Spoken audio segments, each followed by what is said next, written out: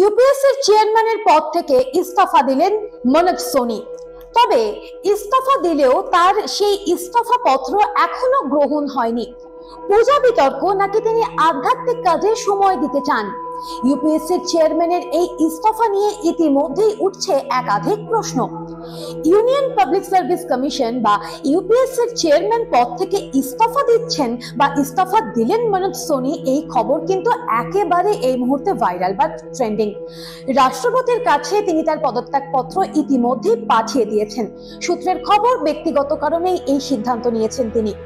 তবে অনেকেই মনে করছেন চেয়ারম্যান মনোজ সোনির পদত্যাগের পিছনে অন্যতম কারণ আইএএস অফিসার পূজা খেরকের ঘটনা। তবে নিয়ম অনুযায়ী রাষ্ট্রপতিকে চিঠি লেখা হলেও এই গোটা বিষয়টা কিন্তু দেখবে প্রধানমন্ত্রীর দফতরের অধীনে থাকা department of personal and training. তারাই কিন্তু গোটা বিষয়টা খতিয়ে দেখবেন। তবে এখনো মনোজ সোনির এই পদত্যাগ নিয়ে কোনো সিদ্ধান্ত নেওয়া হয়নি।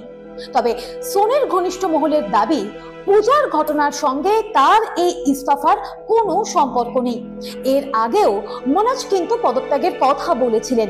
তিনি বলেছেন সামাজিক এবং আধ্যাত্মিক কাজে তিনি সময় দিতে চান। সূত্রের খবর, গুজরাটের স্বামী নারায়ণ সম্প্রদায়ের অন্যতম শাখা অনুপম মিশনে যোগ দিতে চলেছেন মনোজ সোনি। আর সেই কারণেই চাকরির মেয়াদ শেষের আগেই তিনি এই ইস্তফা দিয়েছেন। যদিও সরকারিভাবে এই বিষয়ে এখনো কোনো কিছুই জানানো হয়নি। 2005 সালে গুজরাটের ভাদাদারার এমএস বিশ্ববিদ্যালয়ের উপাচার্য হন মনোজ। মাত্র 40 বছর বয়সে দেশের সর্বকনিষ্ঠ উপাচার্য হিসেবে দায়িত্ব সামলেছিলেন তিনি।